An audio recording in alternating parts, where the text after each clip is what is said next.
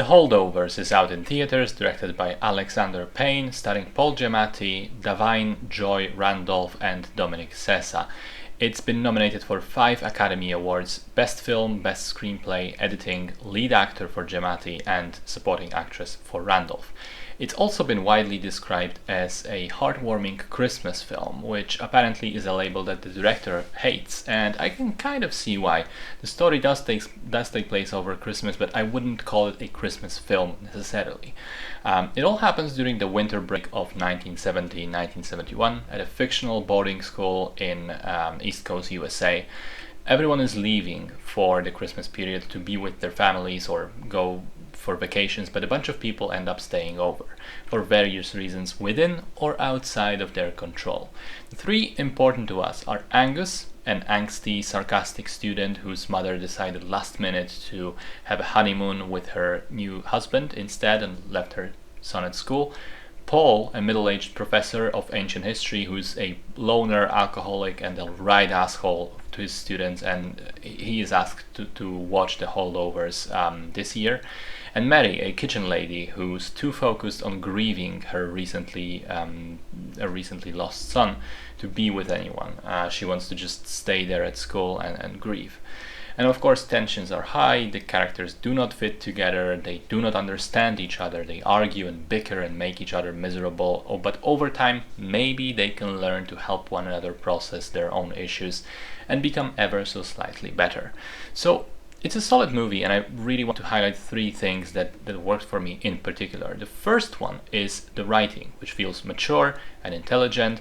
It mixes the drama with the humor exceedingly well, it's eloquent and witty, and most importantly, it feels real by having all 3 of the main characters be flawed and damaged, and crucially not magically fixing all of their issues by the end, but rather slowly setting them on a path to become slightly better at dealing with those issues. In a way, it reminded me of Dead Poets Society, but instead of having one teacher figure who inspires the other students, you have 3 characters, each inspiring the others in some small ways. Secondly, the performances are rightly hailed this awards season because they are terrific. Paul Giamatti is extraordinarily good.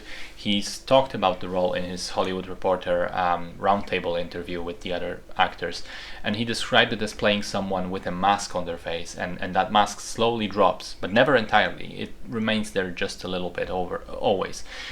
He brings a lot of nuance to this role, which could very well have been forgettable and cliched, and manages to make it his own.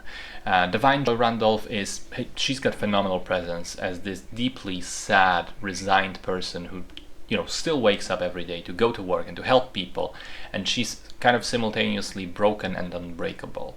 And Dominic Sessa keeps up with both of them, which is remarkable considering he was never in the film before. This is his feature debut. And there is a sense of all these characters being real and grounded. And finally, the third element of the film, the key element of the film, is the way it looks and feels.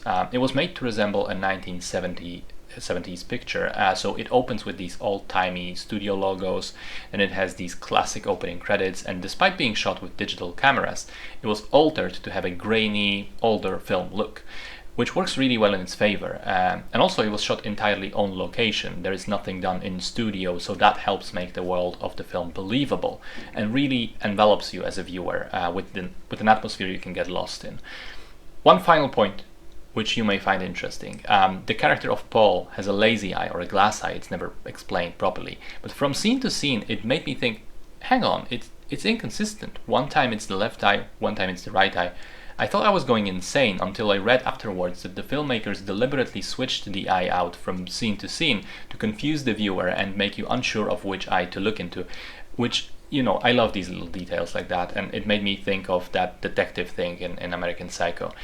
Anyway though, this was a solid film, heartfelt, genuine, inspiring, but also disarmingly funny, and fantastic performances across the board.